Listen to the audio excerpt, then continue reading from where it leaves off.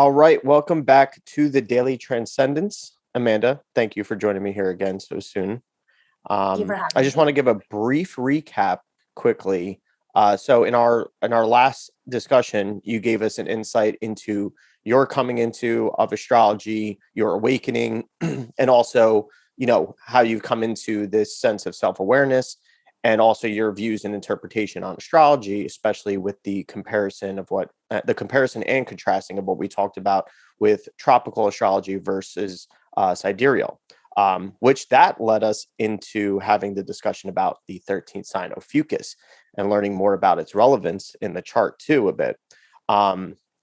We got some of the background, the mythology and interpretation, and then we also noted its relation to the centaur asteroid of Chiron. So today we're going to be going a bit more in depth on Chiron and this holistic overview and relation of Chiron and of Fucus. And I'm pretty excited about that. So how are you doing today? I'm equally as excited as you are because I feel like this topic in astrology is very cutting edge. It's something beginning to be spoken about more openly in astrological communities. And Mhm. what's the most exciting is specifically with the discovery of Chiron. Well, obviously, astronomically, it was a phenomena in itself, but Mhm. astrologically, when astrologers began to put the pieces together with the story of Chiron, the centaur, as well as what the asteroid in a natal birth chart would represent. This is where I believe the beginning of the integration of astrology and psychology really, really, really began to take a whole new level. Mhm. So I'm really excited to go deep into the story of Chiron today because not only does it relate to our psychological wounds that aren't inherently ours, but we all must work through them and acknowledge them. And if we are lucky to acknowledge them and gain awareness of them, maybe heal them. But Chiron being discovered only in the last 50 years mirrors the fact that in the last 50 years, our entire collective has begun to evolve as well and really begin to reshape the way that we function in this world.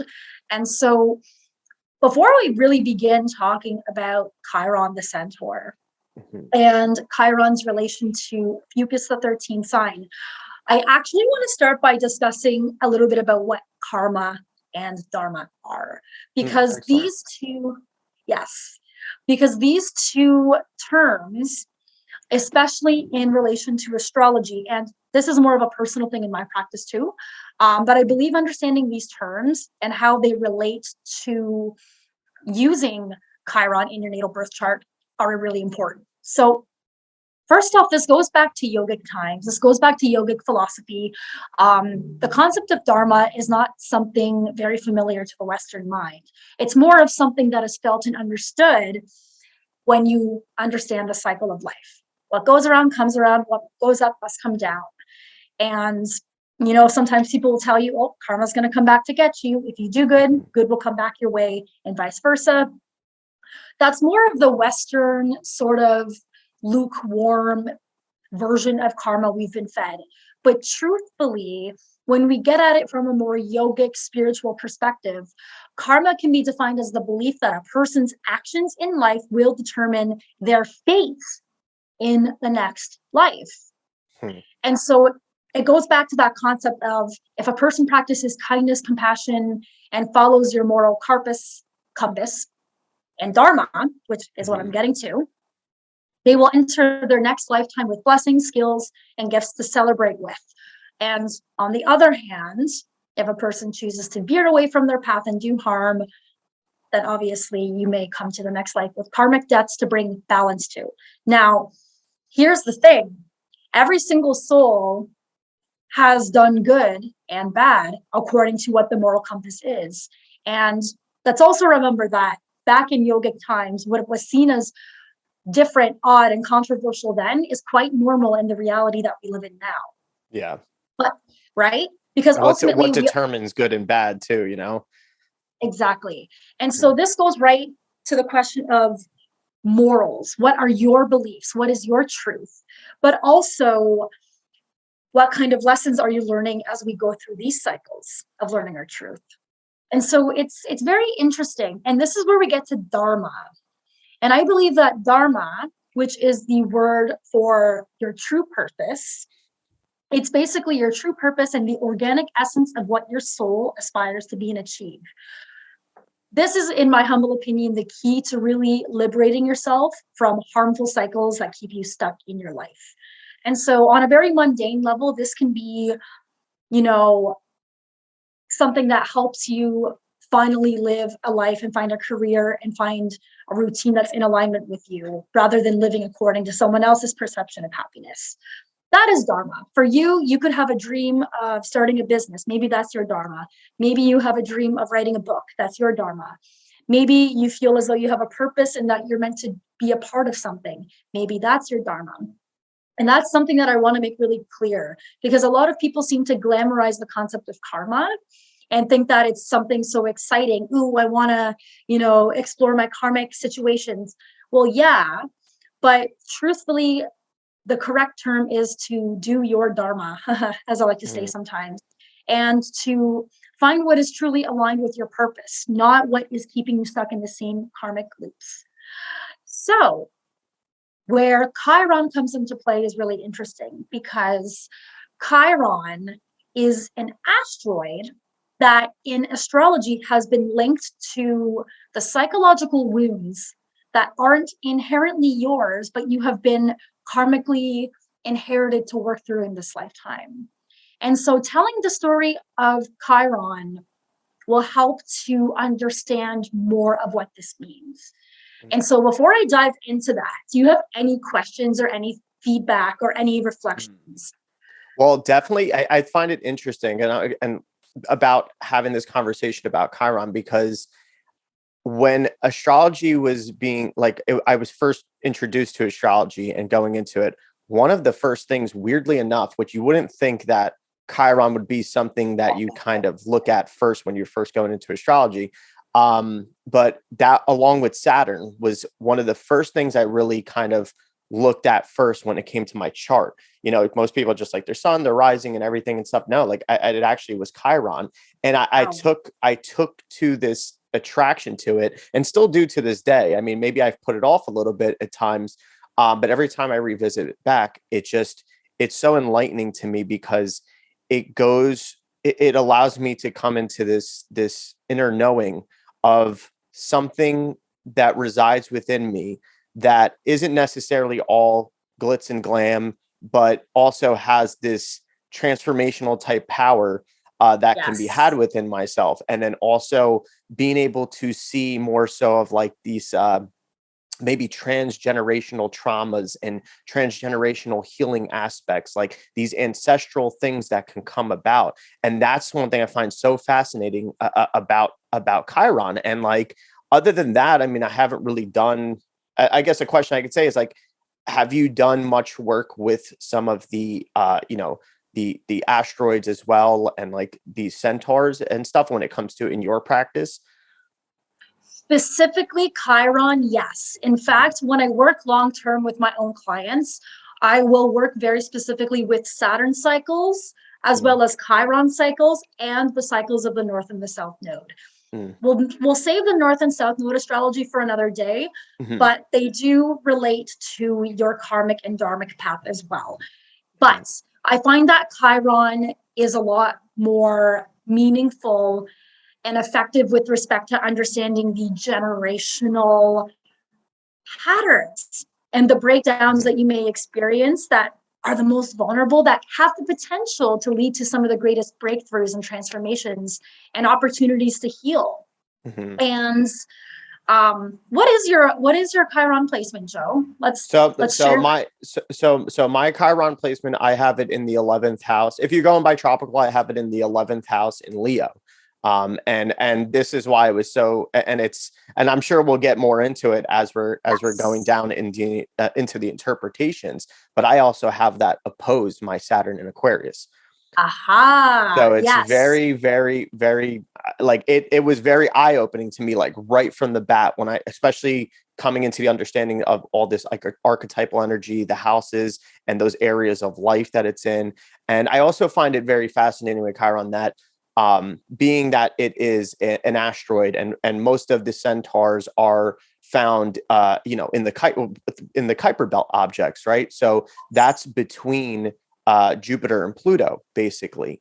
So it has this sense of being partially, on the edges of the visible and the invisible. And it's like the crossing of the worlds of the spiritual realm and the physical realm. So it does take on a very ancestral type of, our spirit guides, kind of, us in having that connection in between the subconscious and the spiritual realm, but part of the human experience as well.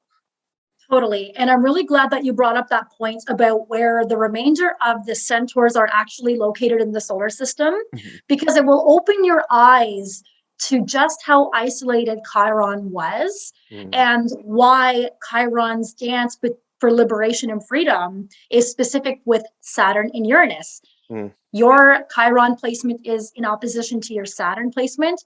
Me too. I have my Saturn in Aquarius in my 8th house and my Chiron in Leo, but in my 2nd house. Oh, wow. So you and I, yes. So you and I can relate to that opposition of feeling trapped within Saturn's hold. And it makes it that much harder, but more important for us to understand that Chiron wound. And in fact, it's those that were born. So you're a 92 baby? Yeah. You're a 92. Yes. Because I'm a 93 baby. And I find that those born between early to mid 92 and early, like winter going on to spring 93, we all have this Chiron Saturn opposition. And it's heavy and it's intense. And it's something that not a lot of generations after us are dealing with. Yeah. And so we have a very specific karmic soul lesson, and telling the story of Chiron is going to be really interesting to look at in parallel to this aspect. Yeah. So, not to mention the plutonic energy that generation has as well on top of it. And there's a lot of play with that when it comes to Chiron and even its relation to the plutonic energy as well. Yes, absolutely. And it's interesting too, because eventually when we shift into the more multidimensional true sidereal perspective of Chiron, and we look at it in comparison with the story of Ophiuchus, because the two intersect, you will see just how much Jupiter and Pluto interfere with the progress and the work that Chiron does. And so we're going to go into some Greek mythology now. This is the best. So Chiron was born, but not out of love. Chiron, in fact, was born from Kronos, aka Saturn, who was a god. He was the god of agriculture, time, all that different stuff that connects us to more of the earth plane, DNA. And he was very attracted to a nymph named Philaria. By the way, side note, I think I mentioned last time the connection between Hercules and the centaurs and Phil. So Philaria is the mother of Chiron. Wonder where Phil got his name from in Hercules? Just picture that for a second. So this nymph named Philaria, she was being constantly chased by Kronos out of her will. And eventually she decided to transform herself into a mare so that she could hide from Kronos. Well, unfortunately, Kronos was definitely out for the hunt, and he transformed himself into a horse and mated with Philaria out of her own will. And as a result, Chiron was born, half god, half horse, a demigod. So Philaria was mortified at what happened, and she abandoned Chiron into the mountains because she never wanted to see what would happen again. And the thing is, Kronos was too busy looking for his other son, who he was concerned about actually overthrowing him. And so he was thinking that it was going to be another one of his sons, but he had nothing to worry about with Chiron. He thought, oh, this guy's in the mountains. It doesn't really matter too much. Well, guess what? Apollo, the god of light, enlightenment, ended up finding Chiron, rescuing him and adopting him, taking him under his wing and teaching everything he knew about medicine, healing, resurrection to Chiron. And what happened was Chiron became the best tutor in Greece. And he became the tutor for gods, heroes, including Hercules, including Sagittarius, including Ophiuchus, which we'll talk about Ophiuchus in a second. Mm-hmm. But, and this is also why Chiron is so connected with Sagittarius in tropical astrology, because technically this was one of his students as well. But Chiron specifically was a hero. And he was always, always, always given the rough end of the stick because all he did was train the heroes. He himself wasn't the hero. And one day, while training Hercules, Chiron and all the other centaurs in the mountain, they were all having a discussion. There was a big argument and had nothing to do with Chiron himself, but it was the other centaurs that got into this big argument. They were unruly. They were unruly.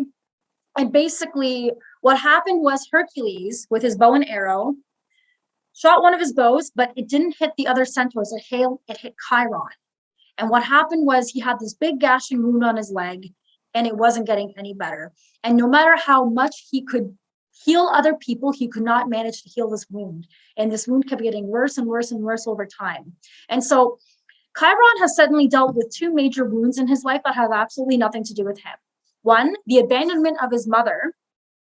And two, the physical pain Chiron was in because of this wound that had nothing to do with him. And so he went to Zeus. He went right to Zeus, aka Jupiter, and was like, hey, buddy, please, I know I'm immortal, but this is agonizing. Please, I don't want to live this life in total pain. You know, can you please, grant me death so I can end this suffering? And Zeus thought about it. And after some negotiation, instead of granting Chiron death, he said, I will switch your fate with the fate of Prometheus, aka Uranus, the planet of transformation, innovation, freedom. Prometheus had the fate of being tied to a rock and pecked out the liver by a bird until he died.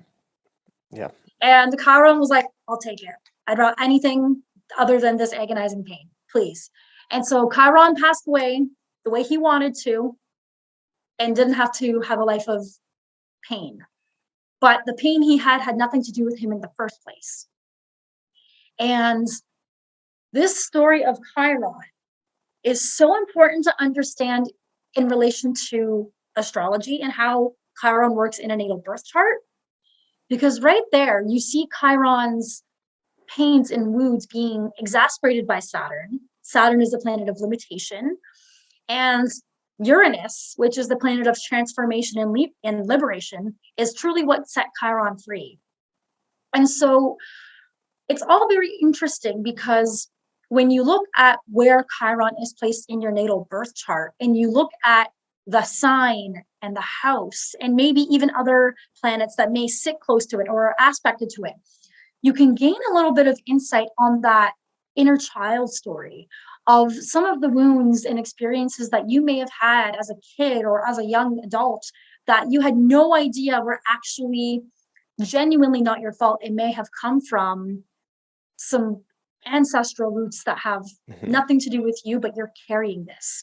Yeah. Another thing I'll note too is Saturn is connected to your DNA. Saturn is also connected to the root chakra, which is the base energy center at the base of our spine. It's connected to our primal existence, creation, and it begins to develop. It's the first thing that begins to develop energetically in a body when a baby is in a mother's womb. So the DNA, the root chakra, the connection to Saturn is already being implanted in a child's being from before they even come into this physical earth. So that is the essence of Chiron. I'll share a personal story about my Chiron wound. So my wound is the wound of self-worth and being seen, heard, and recognized for my values. And so I was always a really different kid. I was definitely marching to the beat of my own drum from a young age, but always wanted to fit in and be seen, heard, and recognized at the same time. It was really hard because I had a rebellious, open-minded, open-hearted soul, but such structure and tradition and fear within my upbringing. And so anytime I did something different and anything different was more aligned with me authentically, I was bad. I was wrong. I need to be more polite. I need not to be bold. And so from a young age, I'm told all these different things. And again, Leonian energy is, you have the Leo Chiron wound Yeah. too. We You share want, this very similar aspect. Yes. and in the 11th house, it's more about your communities, Hmm. your friendships, those groups, Hmm. and your belief systems as well. And so it's interesting how a lot of the experiences that I had no idea had nothing to do with me from such a young age. I used to carry that weight so much on my shoulders, thinking it was me, me, me, me, me. And it took a lot of awareness and learning about my Chiron placement, as well as the awareness, that helped me realize, okay, I am who I am. Just because not everyone agrees with me doesn't mean my self-worth needs to be put on their shoulders and depended on for my own affirmation. So that was a big lesson for me. And you know what? I still work on it. I Yeah. still struggle with my self-worth because guess what? I'm a human being living a human experience. But Exactly. Chiron has helped a lot, and having the awareness of Chiron, and knowing the story of Chiron. So Mhm. Yeah, yeah. absolutely. It's so wild because I mean I'll share too in a second, but um I love that whole thing even with the mythology of it, and you see the synchronicities there, and you're using actual, you know, the story as well, which there's definitely what I've come to learn because we all think, oh, mythology, it's not real or whatever and stuff. Whatever the case may be, it is telling some sort of actual story within the imagination, Yes. within consciousness, and then also understanding the physical properties um of these planets, of the centaur, of the asteroids and everything and stuff. Like even that representation of changing places with Prometheus kind of gives that sense of being able to have the empathy to walk in one's shoes, and it's like the show of ultimate compassion, and therefore he was being able to die, become immortalized in the constellations too. Yes. But having that also shows that, because a lot of times we're told, Chiron is the wounded healer. It also, I feel like, can show, the healer that can, yes, is wounded himself and may be the one doing the healing for others, but doesn't necessarily know how to turn that inwards and do the healing for themselves. Um, and besides that, also, I think it also can show in someone's chart maybe the pain and affliction that they're causing onto somebody else. Um, and that can also uncover the root of their own pain within their life, their own trauma, their own wounds, of why they're doing that as well. So it's very versatile, but this, looking at Yes. Chiron in this way, and there's so much to learn from it. And yes, there's a lot of people in the astrological community that are like, oh, well, Chiron is so brand new that, we don't have enough data on it. Well, we are still gathering enough data now since 1977 when it was first discovered. And I also thought it was really interesting how normally the process of discovering planets and asteroids, it goes through a long line of systems, Mm-hmm. numbered before it's even named. And when it was discovered, it was named almost immediately. And I think, what was the guy's name again? His name was Charles Cole. Yeah, his name was Charles, and he had a background in mythology. So when he saw the elliptical orbit, and the incline, the way it inclined to the ecliptic, and the crossover of between Saturn and Uranus, he right away recognized the mythology of Kronos and Chiron, and even with Prometheus. So I just think that's so interesting how that was initiated in the mind to be able to see this, and now we're building off that as we're coming through life of this understanding. Absolutely. And it's Mhm. eye-opening when these mirrors and parallels are actually being used to help. And Mhm. yeah, of course it's this shiny new concept, but that's why it makes it so interesting. It makes it so Mhm. cutting edge because of that. Another way I find Chiron really powerful um, is when used in synastry, actually. Mhm. I have found that, especially in my own relationships in my life, looking at where Chiron is aspected in another person's chart directly in my life. I've done this with family, my own partner. Um, it's opened a lot of eyes to where certain actions or words or um, experiences or patterns cause a little bit of harm, or maybe they uplift. But as it turns out, this is something really interesting. I have both of my parents' charts stored in my astro.com data. Mhm. And my parents were both born like less than 25 days apart from one another. And Chiron has a slow-ish orbit. Like it's got an erratic orbit, but my Mercury placement in Pisces in my ninth house is directly conjunct to both of their Chiron in Pisces placements in their chart.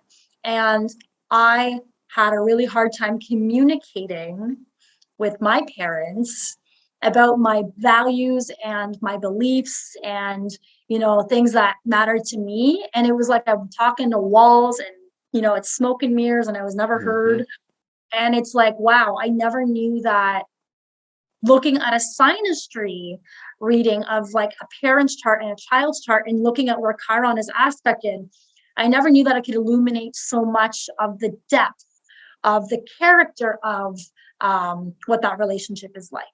And so I really do encourage anyone that is exploring astrology right now to look a little bit into your Chiron placement, even just use a search engine to learn more about it, even if it's just something that's crossing your mind.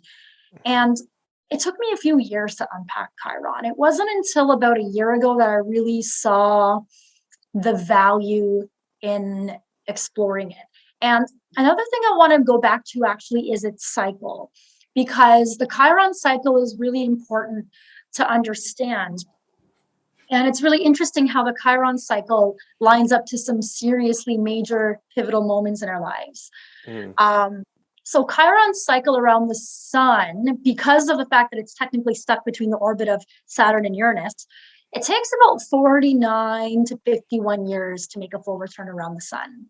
So between 24 and 25 years of age, you go through something called a Chiron opposition, which is when Chiron is opposing your natal Chiron placement, which is an opportunity for like a grand awakening, a grand shift of perspective, or a big experience that kind of wakes you up to what you need to change about your life or bring awareness to. And it's sort of like a subtle subconscious kick in the butt before your Saturn return begins at 28-ish years of age. And when people begin to hit their late 40s, like 48 leaning into 49, people typically call this the midlife crisis. No, it's Chiron return. It's Chiron return, literally to a T. And it's really funny because my mom, I mentioned how her Chiron was in Pisces. I believe her Chiron in Pisces placements, like it's somewhere in her like fifth house. And she Mhm. never had fun. Like she lived like such a strict, conservative, like never had a drink, like worked all the time, kind of like life for the longest time. And you want to know what she did at 49 years old? She got her motorcycle license and she took a motorcycle convoy trip all around Canada and the States. I was like, Yeah. that was my mom's Chiron return. She set herself free and let herself have fun and break free from what constraints she had. She got out of living in the practical Virgo, like 9 to 5, have to work, work, work, work. And she said, you know what? I need to live a life that makes me happy, and I will find practicality within my spirit being set free. And you know what? She has never looked back, and she has never been happier. Like, Mhm. I'm so proud. She went on to become a real estate agent at That's 52 awesome. because, yeah, like she decided she wanted to be free. and she became an entrepreneur. And that, in my opinion, was a really high vibrational, like a high vibrational turnout for someone's Chiron return, and an opportunity for a new chapter to begin in their healing. Yeah, that's what I'm seeing with these Chiron returns, the study into Chiron returns. It's like oftentimes it ends up being like an awakening to turning that, because that's the other thing too. Chiron can also represent this type of gift we may have, somewhere maybe necessarily in the healing arts, but it's a gift that we have, and a capability that we have that we just don't know, maybe necessarily it's being covered by some sort of trauma or pain or suppression of some sort. But at this Chiron return, it allows for an awakening to turn that healing gift and capability into, inward rather than for others. Or it also can be, this healing vocation finally comes to surface, or retraining it in a different way, but still being similar. And then recycling experiences and the wisdom behind things that maybe we've had to, that were painful, that we've had to overcome, and maybe we slightly overcame them enough or didn't at all. Like, I think that's the amazing thing. And also I think that understanding and looking deeper into it, just like we've said about the astrology, giving you this sense to look at yourself honestly, have this self-awareness. I mean, that could also give you, in times of doubt and not knowing, to be able to look forward to certain milestones even in your life, and to kind of help prepare yourself for those times in your life as well. That's how it was for even my Saturn return, which we're definitely going to do a conversation on Saturn return. Oh yeah. Yeah.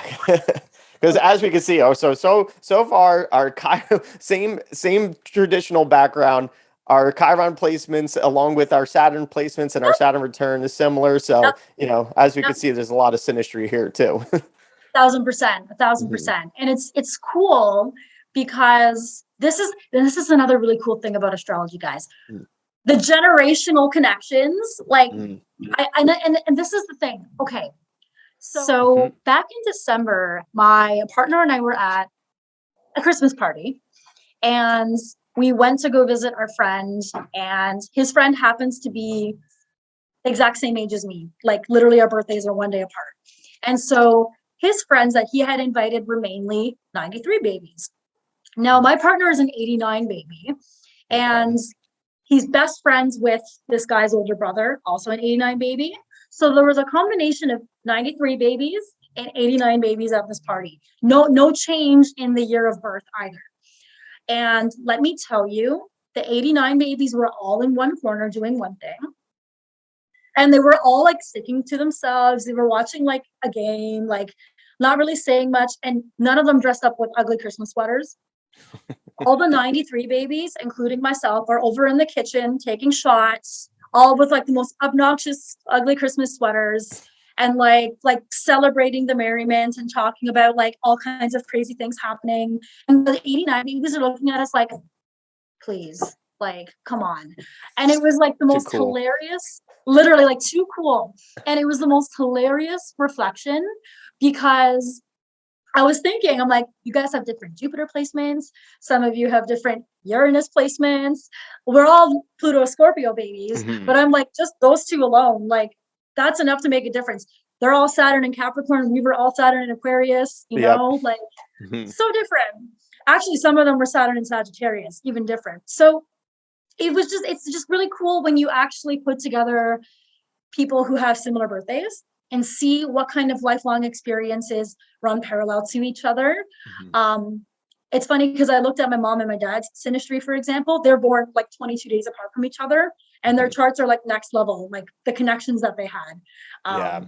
It's interesting because I've only been able to pull up my mom's chart, which it was very eye-opening. Both of my parents are Sagittarius sun, and it's funny because my mom was born on Friday the 13th in December.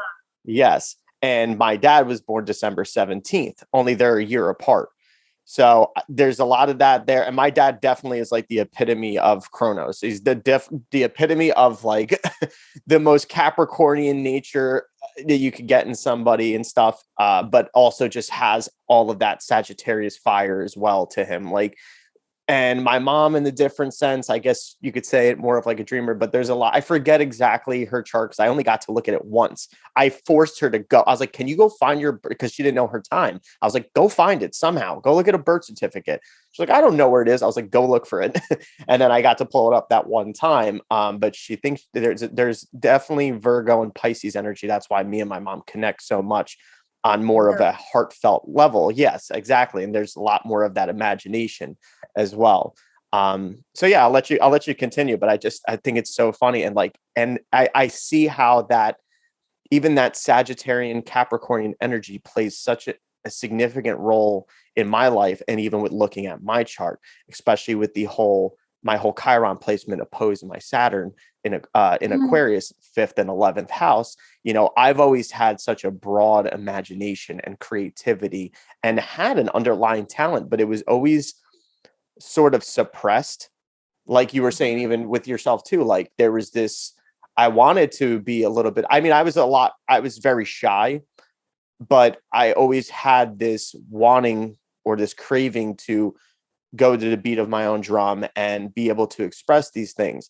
And it was only certain points in time as a kid too, that I was able to show these hidden talents, whether it was drawing something or, me and, my sister and my cousins, what we used to do at family gatherings is, because my oldest female cousin, she used to always record and was very theatrical as well. So she would record and we would do like little skits. We'd play restaurant and like it was so elaborate. We did the whole like Amanda show basically. That's funny, you're Amanda. That's literally what my cousins and I did right? too. It's like just we had our own shows, skits, everything. Yeah, it's definitely like it's partially an Italian thing. I don't want to just seclude it to only that, but like it definitely is. And I remember that like it was my time to shine when they would make me dress up as Michael Jackson, because I was able to do the moonwalk, and we'd put on a show but I was very shy, but like there was this overcoming of the shyness because I knew that was more of my will and my destiny to finally show that.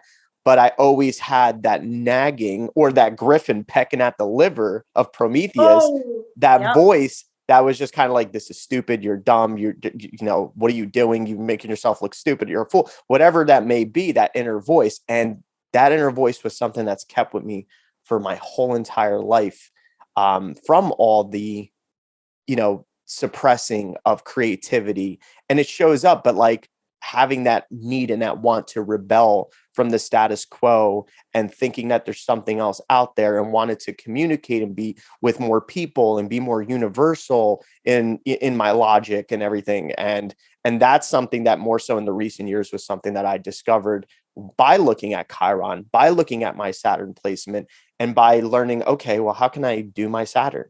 How can I kind of change this? And I'm still working on it. Like you said, like I'm still to this day figuring out how to be the wounded healer, and turning that inward, while also still trying to do it outward. And it's no easy task, and it takes going into the depths of the darkness. And it takes sometimes, being able to separate from the visible realm and go into the invisible realm. And it's funny because I think that since there's so much with even the mythology, in which we're going to get into about even that how this relates to a fucus, and being that that it's like there's the pointing. If you look at the constellations, that the two centaurs are actually pointing their arrows towards the scorpion, and above the scorpion is a fucus. But I love how that also puts in the scorpionic energy as well into there, and having the Pluto placement, you start seeing the connection within your chart. All of it is connected. Absolutely. Mm-hmm. And even going back to the story of a fucus, the last episode, we talked a little bit about a fucus's resurrection. Sorry, not resurrection. Abandonment or abolishment, I guess, is the word that I'm trying to use. And I'm going to kind of like reenact sort of, I feel like making these mythological stories into like skits. I don't mean to, It's good for the human mind though. It's good for the human mind because these are very metaphysical, multidimensional concepts we're talking about.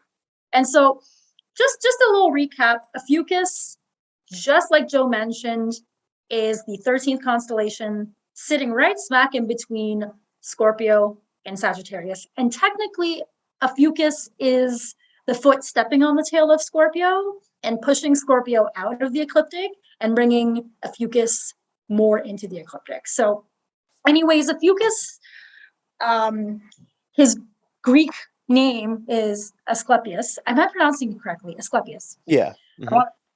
Awesome. And Asclepius is now known as the god of medicine and resurrection. And basically, Chiron trained Asclepius, and Chiron is the reason why Asclepius has all of these healing abilities. Now, the reason why Asclepius was able to resurrect souls from the dead is because he discovered that if he took a snake from the right side of Medusa's head, he could actually bring people back to life with the blood. And so that's where the term snake bearer came from, the caduceus, the connection there with medicine. But basically, Hades, god of the underworld, Pluto, was like, hey, Zeus, bro, my brother, there aren't enough souls in the underworld right now, not enough souls to reincarnate. The cycle is becoming dried up. If we keep breaking this cycle, then we're not going to keep functioning the way that we do. You got to do something about it.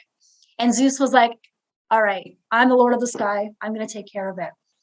And so he banned Asclepius. He abolished him into the sky, made him into a constellation so that his energy was there forever, but that no longer would the cycle of life, the cycle of karma, be disrupted. And that in itself is kind of one perspective of what happened collectively to the medicine and power and transformational abilities we all have within us. And Chiron being the very centaur that is connected to this constellation, Chiron being the very asteroid that is connecting with the 13th sign. And even looking at the story of Chiron, the story of Asclepius, and how both of them have been jaded from society. Chiron is trapped. Asclepius is barely acknowledged. And look at what happened to modern day medicine. Yeah. Look at what they did with the caduceus. Look at what happened with Big Pharma. Look at what happened with all of our systems. As mentioned in the previous podcast as well, the Catholic Church, the Roman Catholic Church, is the worst enemy for Ophiuchus energy. And collectively, the foot of Ophiuchus coming back into our ecliptic is really representative of us beginning to reclaim the organic way of being on this earth plane. And by that, I mean when men and women, the masculine, the feminine, were able to work in harmony with one another rather than allowing one or the other to control or suppress the other. And so at one point, the feminine was highly respected, highly regarded in history. And I'm sure we could go back to different examples in history all around the world where women were mainly worshipped. And interestingly enough, when the tables began to turn and the world began to become more patriarchal, this is where more war, more colonialism, more imbalance began to occur. And conveniently, you know, the Gregorian calendar was created. King Julian, who was the original creator of the lunar calendar, even though there are 13 moon phases in a calendar year, conveniently said that there are only 12 that we're going to recognize. And the 13th lunar calendar, we're going to say that these are blue moons and black moons, and we're going to say that they're just anomalies that happen, and we're not going to think much of it because everyone's going to listen to what the head of the society says. And so this is how everything began to become controlled, because Ophiuchus was literally deprived from our ability to break free of these constraints. And as a result, what has happened with the abolition or the abolishment, sorry, I'm not using the correct words today, of Ophiuchus is now everything is promoted to be cyclic. everyone wants to understand cycles. Of course, everyone wants to understand cycles. It's a part of understanding the big picture. But then there comes a point where you understand the cycles and you become really aware of them and you do everything you can to master them, but then what else? And then you realize collectively, everything else is also in the same cycle. History is in itself is a cycle. But how long has history been in this cycle for, right? History that we know or that we learn about, besides like maybe the prehistoric ages, we only really talk about things 2,000 years ago. But so much has happened in the history of the world and humankind for millions of years, and we don't know what those cycles looked like. We only began to really see patterns that are very specific since the last 2,000 years, where time began to become more structured. And remember, time is connected to Saturn. Saturn is Kronos, all these different things. And so when Chiron was first brought to the table, and when, everything was finally put together, where Chiron had the representation in mythology that it did, a lot of people went on to say, hey, what would you say is like a sign or a zodiac that rules Chiron? And for the longest time, everyone went right to saying Sagittarius, because Sagittarius is a warrior. Sagittarius is this warrior-like energy. And the constellation Sagittarius also happens to be sitting really close to Centaurus. And it also happens to hold the galactic center. So everyone was like, yeah, these two, okay.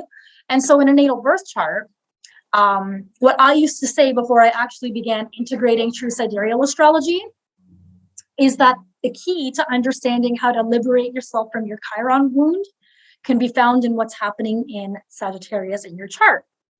So that made sense for me because my North Node happens to be in Sagittarius, and that has been a really big anchoring point for me. But when I learned about the connection to Chiron and Ophiuchus, I realized that there was something missing here.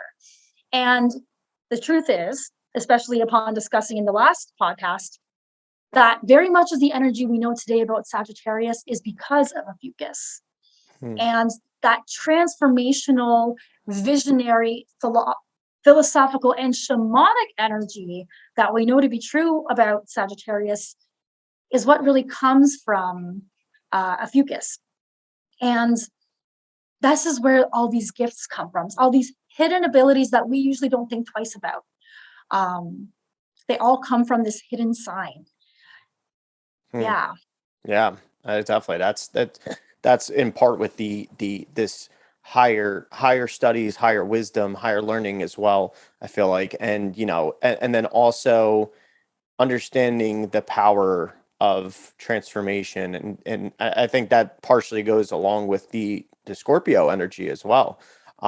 It's crazy because like even like you just said, it's like, okay, well, who would be like, what would be the ruler of Chiron? And I'm like, as you're going into, I'm like, I see Scorpio, but I also see Taurus a little bit, but I see Virgo as well, like kind of coming into there as well. But yeah, now when you say it this way too, Sagittarius, of seeing that kind of, it's like the understudy of Ophiuchus that came in, like, and absolutely, that's why I constantly stress, like, even when speaking to my mom, who's very Christian, like, and I'm like, don't you think it's important that we, I feel like a lot of the religions only look up to so much. They look into the Greeks and they don't look into, like, not to mention, that's really, if you're going into the Greeks, you got to go into the Egyptians and the Phoenicians as well. And if you're going into that, you have to go into Mesopotamia. It's, it's in the Old Testament. You have to look at the Sumerians, the Babylonians, the Akkadians and stuff, where that's that 5,000 years and beyond, that really we get modern civilization as well. So we can start to understand some of these things, stop demonizing some things as well, because we've seen how even the symbology of the serpent, how that's been demonized, but yeah, very much so, where it really, as we're seeing through many cultures, is representing the wisdom, the enlightenment, I guess you could say, the knowledge of the tree of life as well. The spine, the serpent going up the spine, coming into, this Kundalini type energy as well. We can, there could be debates on that as well, a little bit, but what we're seeing that mostly to be true. And in a way, the overcast of a fucus and the trampling of the serpent in a way is kind of like the trampling of the truth of the knowledge. Absolutely. And actually, I do want to go back to what you mentioned briefly about Kundalini. I was actually having a conversation yesterday about this, but even the story of Shiva and Shakti, masculine and feminine energy. In Kundalini philosophy, what they say is that the snake of wisdom lies dormant in your chakra system, which your chakra system is directly aligned with your spinal cord, specifically your vagus nerve. And so when you begin to activate Kundalini energy and the serpent begins to rise, it starts by activating Shakti, which is your divine feminine energy, which is more so your primal connection, how you create and how you sense.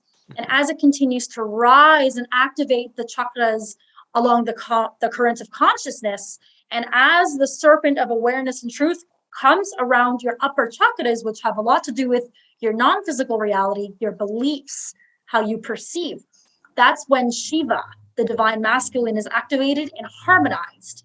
Now, a fucus, let's break down what a fucus elementally is.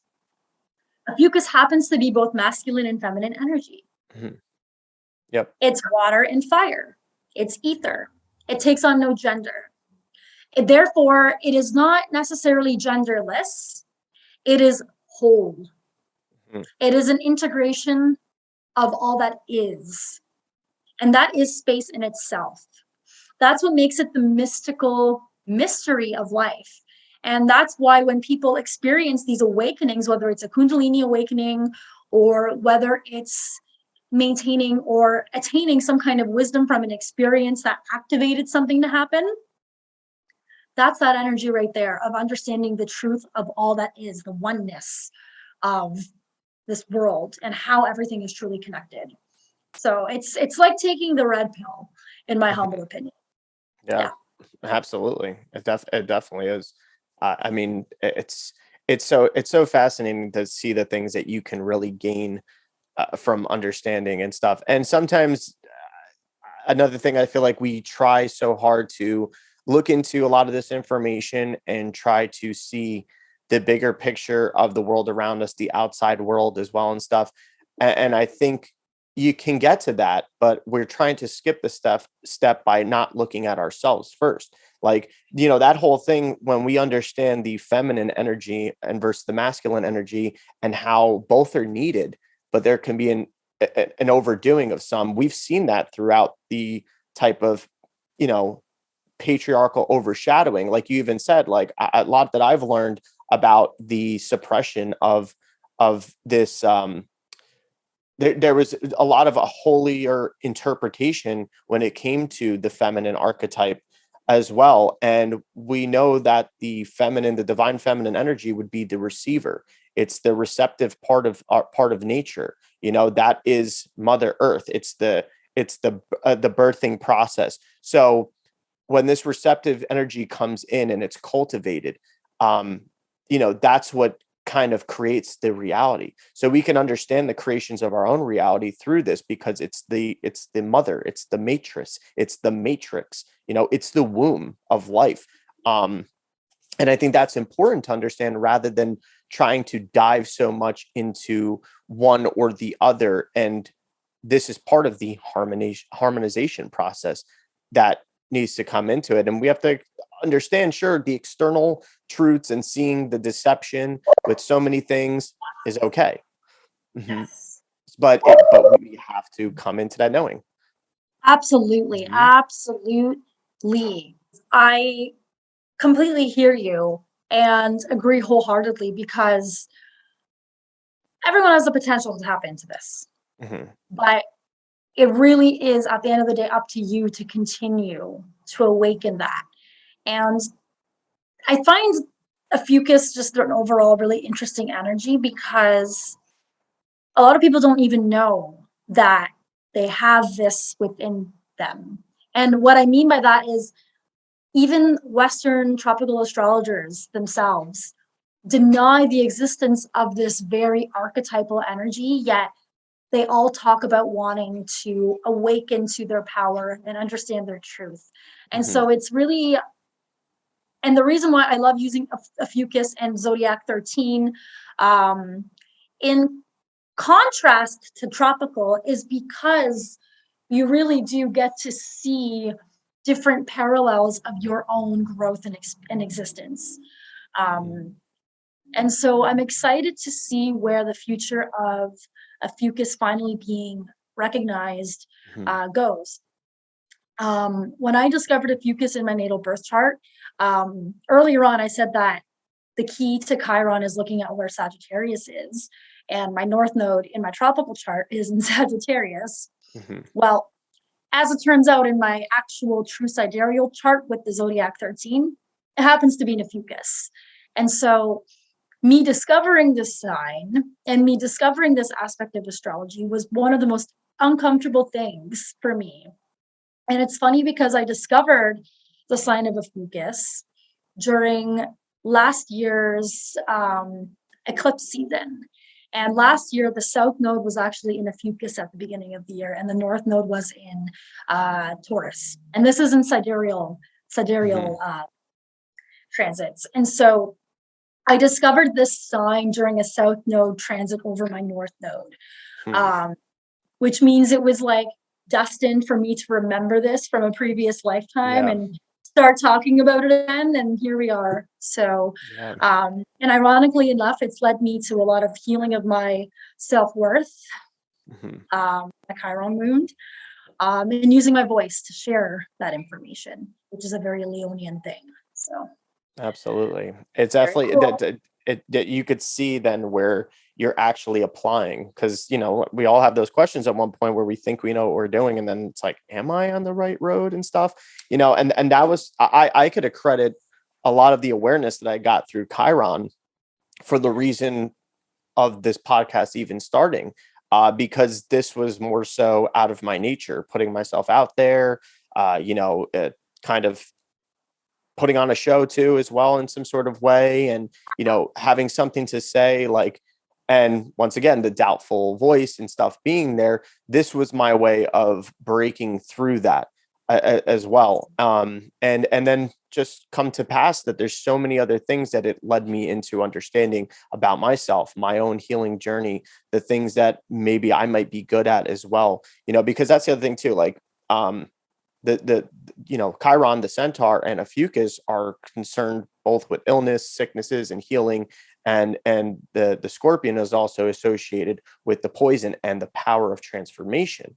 So I've also got to see that I was like, you know what? There's a lot of things that I found favorable when it came to healing modalities as well, whether it's herbs or food or something like that. And it got me to start being more curious about those things as well, and seeing that one way or another, which is still something I'm fine tuning, that there is a healing aspect or something that I want to do as far as some type of health practitioner in some sort of way, that is more so maybe what Chiron is kind of showing me as being the gift as well. But another thing I find interesting about Chiron and its orb and the way it crosses Saturn's orbit. You know, if we think of Saturn as like established structures, history, tradition, and the status quo, you know, maybe what even we take for granted, our psychological patterning and defenses, whether they're known to us or not known to us. And when we're in the process of change, it's very hard for the ego, even if the change is what we've been working for or intending to do. It's very, you know, it's very hard for us to, you know, separate from that ego. So we are taken to the edge of our structures, of our traditions, and that could be very painful. And so there's a way which this endless looping around that Chiron does through Saturn's orbit that symbolizes something needed to be cultivated and dug up, or constantly pulled and stretched and folded over. You know, this comes into matters of the heart that can come in where opposites can be reconciled. And we can think of this as Saturn and Uranus being opposites. So it's the status quo and that which turns the status quo upside down. And so Chiron connecting the visible and invisible, it has a process of spiritually maturing rather than just being sick or wounded. And it helps us break those psychological structures and patterns when we learn how to work with that and however that may work for us. So partially by getting us to recognize those traditions and structures for what they actually are, whether they're good and bad, and noting our emotional suffering and healing from those things. So I thought it was very, very interesting. Yeah. So with understanding that, there's the connection of the opposites and stuff, like we can see how Chiron can symbolize, something maybe within us that is more so maybe we're on the outside, recognizing it as this sort of, disruption in our life, some sort of painful thing that we've got to, karmically hold on to or something, where rather you can start to see that Chiron can also symbolize a gift that we may have that has been hidden behind a lot of suffering. And then, you could see that in the chart, I feel like, and then something that maybe we do extremely well for others and not being able to do it for ourselves. So this can become a crisis in somebody, but this can also be the initial awakening for somebody, and seeing by looking at the chart, by looking at the Chiron placement as well, and even understanding this part with Ophiuchus of, maybe where those areas of life that are being affected, where we can have painful blockages and where they stem from and the themes surrounding them by looking at even the sign of Chiron and stuff.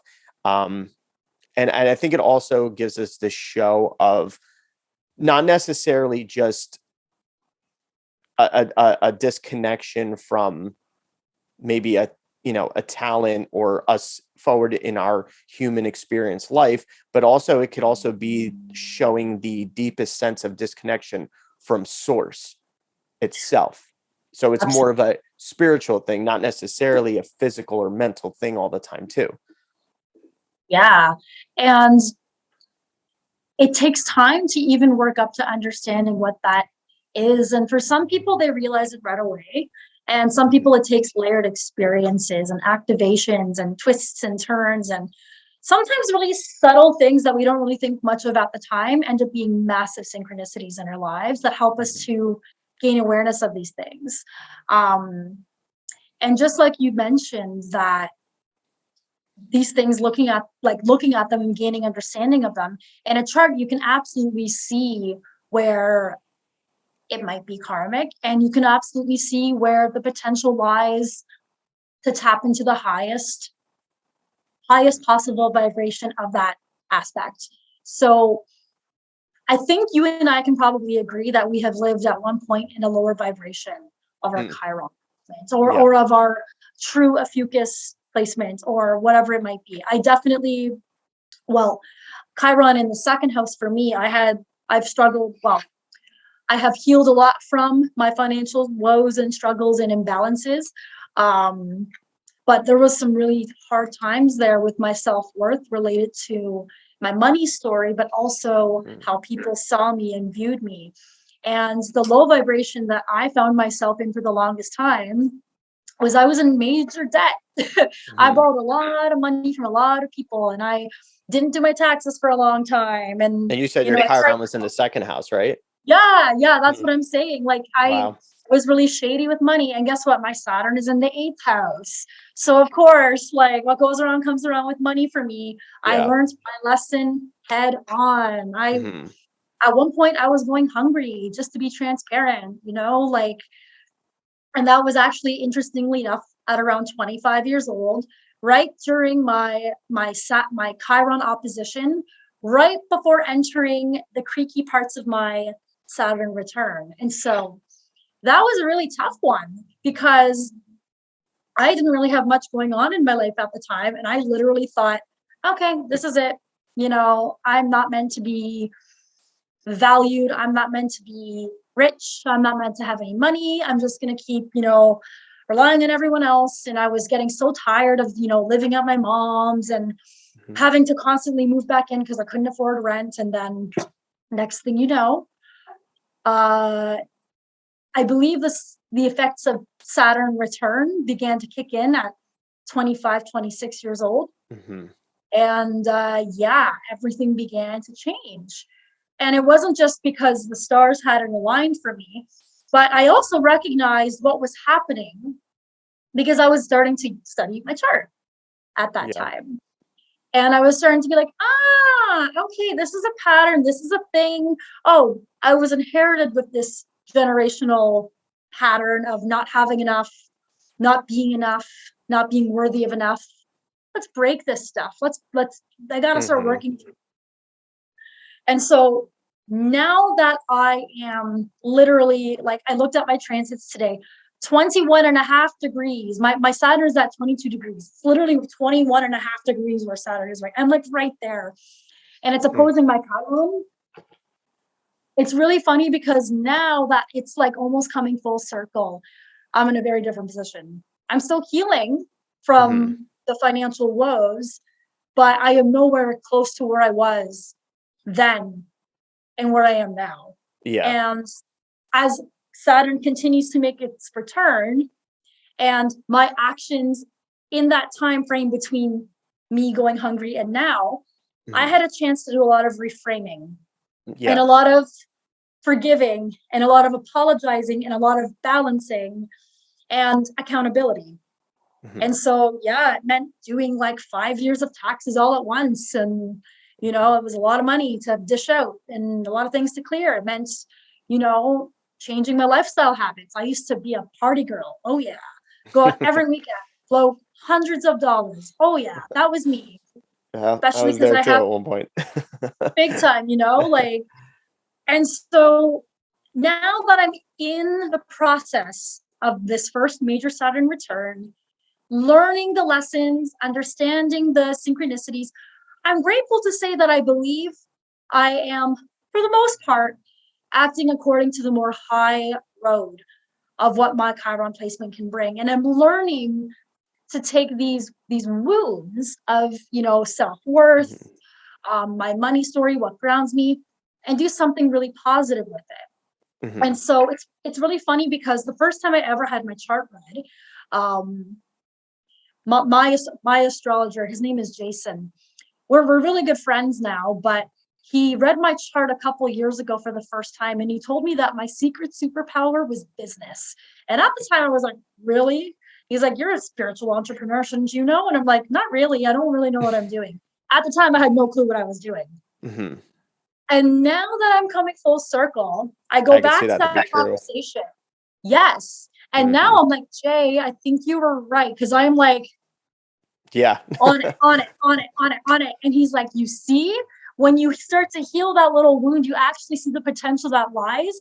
And I never saw it. Like, I was always interested in business. I was always interested in all that kind of stuff, but never like, me do it? Yeah, right. Meanwhile, it was the block. It was the wound holding me back. It wasn't actually me and my own worthiness to go after it holding me back. Yeah. So, really cool when you actually bring awareness to the wound itself. Yeah. It's definitely a beautiful process. I mean, maybe initially, like, it doesn't seem like it. It's a very dirty work. That's why anybody who tries to be like, oh, spiritual awakening, it's so like, get out of here. No, it's not. It's rough as shit. Not cute. It's shit. Thank you. It's shit. It's hard. And even where, once you're past that this initial step, like that's when you start seeing the beauty behind it. But it's not so much because all of a sudden your life is glitz and glam. It's because your perspective on life, your perspective on yourself and perspective of your experiences has now shifted, and you're redefining what your process is, what you're going through, how you got here, why you're here. And psychologically, this is where the real magic is happening, because what's happening is you are unpacking old programming, old beliefs, old mindsets that used to be on loop in your unconscious. And And that's Plutonian energy right there, hanging out in the unconscious mind. And it's clearing all that gunk out. That's what happens when you actually begin to bring the awareness of it. And with practice, that's why it's called a practice. It doesn't happen overnight. You don't just think it and it starts happening. You got to practice. Yep.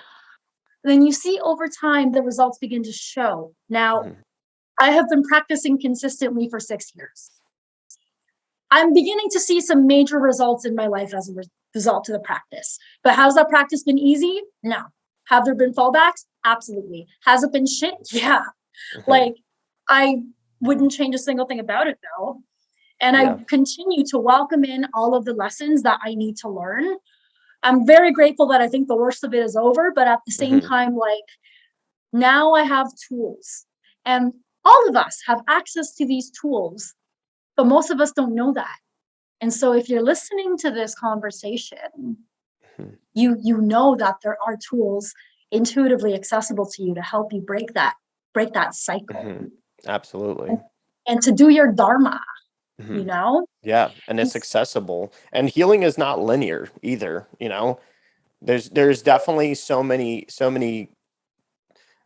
ebbs and flow and fro back and forth and everything that happens. It's just, like you said, using the tools, knowing how to be better equipped for those different currents in life, as well, and to be more like water, you know, be able to, you know, form to your container as well, and also knowing how to be boundless in some sort of senses too. But there's a, you know, fine line between being boundless, being expansive like Jupiter, or being more structured and, you know, going inward and constricting more like Saturn. You know, this is why those are such major planets as well too, and there's so much energy surrounding that we embody all of the cosmos in that sense.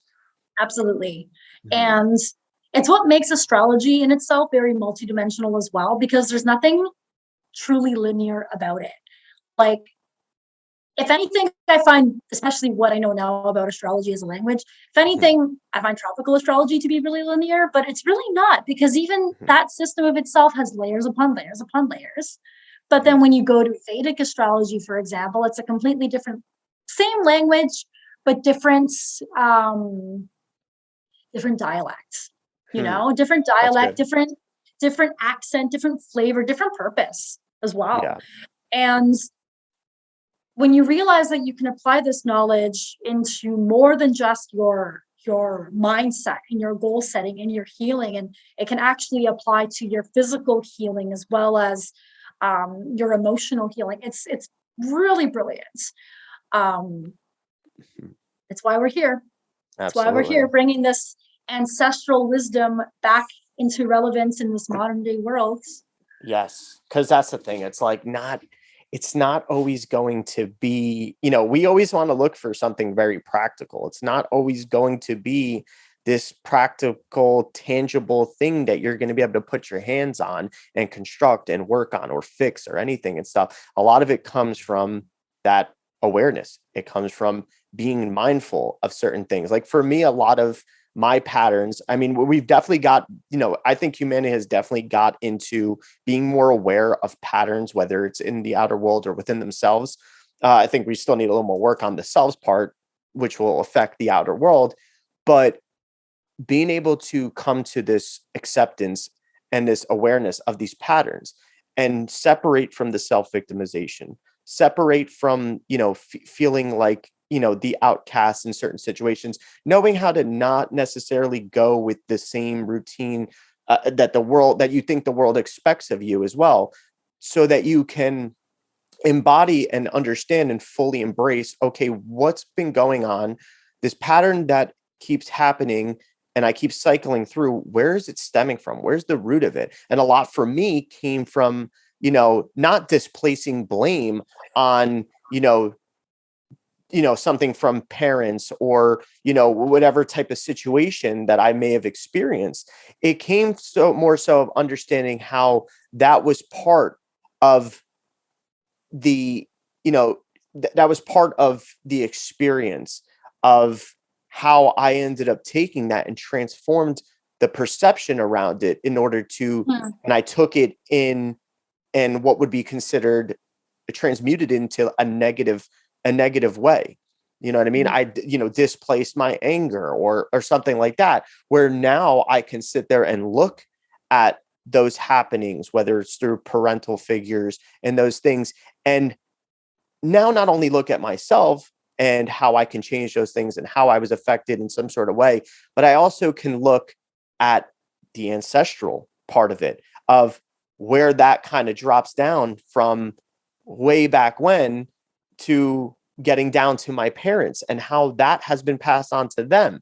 And therefore, in that sense, it releases a bit of anger maybe that you could have, say if anybody has, a quarrel or, disharmony with their parents or parental figures and stuff.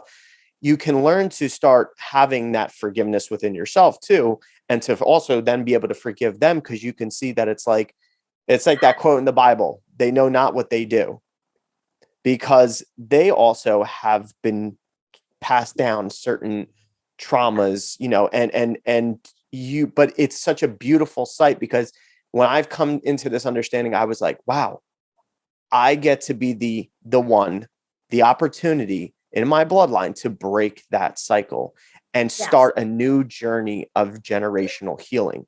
Yep. And I take that as a very big, significant, important role. It's huge. It's selfless in a way too. It's very, it's for the self, but it's also very selfless. And it put on a whole new meaning of life for me. Big time. Absolutely. Well, I agree with you wholeheartedly. And, I'm grateful that you have gained that awareness for your own healing of your own ancestry. And I can say the same with mine, because honestly, I feel like until I actually observed the natal chart and the synastry between myself and my parents, I didn't completely understand the gravity and the context of where there were certain blocks in our ability to move forward. And when I mentioned earlier in this conversation that for both of my parents, my Mercury in Pisces is exactly conjunct their Chiron in Pisces. And we've had blocks in being able to communicate the whole time up until last year. And interestingly enough, through completely different experiences, my mom and I completely broke through our blocks, and my father and I recently completely broke through ours. And without the awareness of how and what was happening behind the scenes unconsciously, I probably would have been able to figure it out, but not in the way that it went down. And I'm so grateful. I'm so grateful, because what it has brought me is a true gift. And that gift is to finally understand. And just like you mentioned, they never understood.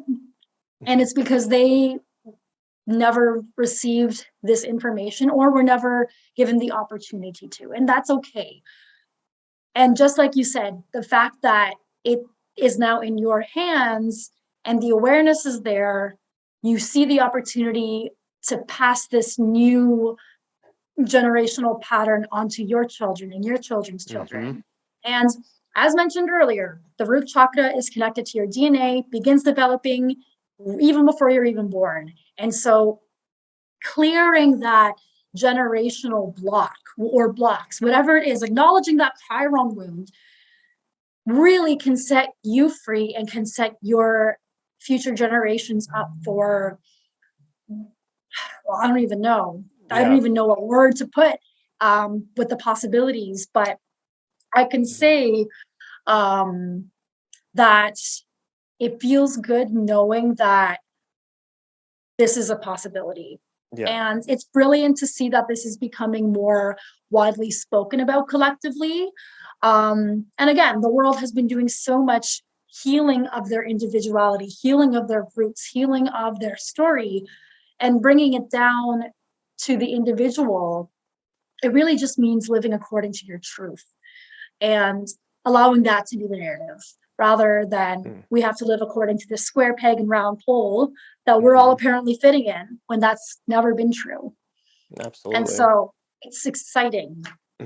Absolutely. It gives the ability to take the static and be able to come into learning how to ground that and transmute that energy into something more beneficial, something more healing, something more creative and innovative as well, and to leave your mark and to fulfill that void that may come into what is my purpose.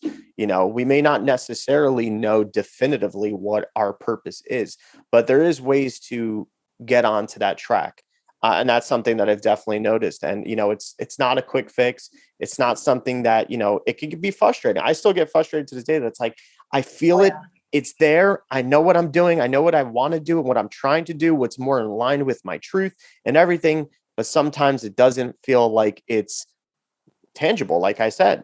And that's where it comes into being able to be, grounded and patient and understanding with the process and learning how that in that stillness comes the answer, comes the wisdom as well. And it may get you by surprise too. Absolutely. So, absolutely. It's awesome. Yeah. And it's exciting. Absolutely. And yeah, there's so much more I could say, but I feel like this was a great way to illuminate just how much potential there is in learning about yourself through astrology, but specifically like these two pieces of the puzzle. Oof. 100% agreed. Yeah, this conversation has opened up more than I expected it to be along these lines, but it definitely opens up a lot more to the importance of being able to use the tool of astrology and how it's been used, and being able to see the invisible world, the divine, the spiritual realm, seeing it within ourselves, seeing the potentials and how to work with things. And that just the learning about Chiron has been that. And especially like, I love how we'll definitely, as we go into more, we even said about doing a talk about Saturn return. There's been a lot of Saturn talk already with this, so I'm sure we'll revisit Chiron through that conversation too. But yeah, it's exciting. Yeah, happy we had it. There are going to be layers to this conversation and momentum that will continue to follow. So it's all very much intertwined, interconnected in this universal matrix we live in. So very fun. Yeah. So definitely urge everybody to stick with us, as this is going to open up also a potential for healing journeys and potential for getting us to recognize our true power within and being able to finally express it. So definitely stick with us. Me and Amanda are going to keep doing these talks as well. I'm going to reiterate as well too, to find Amanda, you go to her website, the mindfulmagickmethod.com. She's also on Instagram as Mindful Magick Method, right? Yep. And then her TikTok as well, which I find there's a lot of great pieces in there. Quick for our short capacity brains that we have nowadays. Yes. For the quick learning. My handle is a little bit different on TikTok though. It's Amanda Rose Wellness with a zero instead of an zero O. For the O. Zero for the O. Yeah, I don't know. It's just a thing. But find me there if you want to learn more. I definitely have a lot more to say, a lot being released with respect to content this year, including an ebook as well as 2 self-paced courses. So I'm pretty excited to continue sharing the wisdom and seeing where else these conversations with Joe and the Daily Transcendence keep flowing, because this is awesome. And so come back with any questions, people. Feel free to reach out. And by the way, people that are listeners, if you actually have questions, please reach out to either Joe or myself, and we'd love to answer them, because that would be a really cool thing to incorporate. So yeah, hit up the comments as well. I always said on the Daily Transcendence, this is our email. I mean, you could always reach out to my email, and always now that I'll also put in the description where to follow Amanda at as well. So yeah, look forward to more to come with us. Yes. All right. Well, thank you for having this talk again with me, Amanda. We'll do it soon. Yeah, of course. All right. Take care, everybody.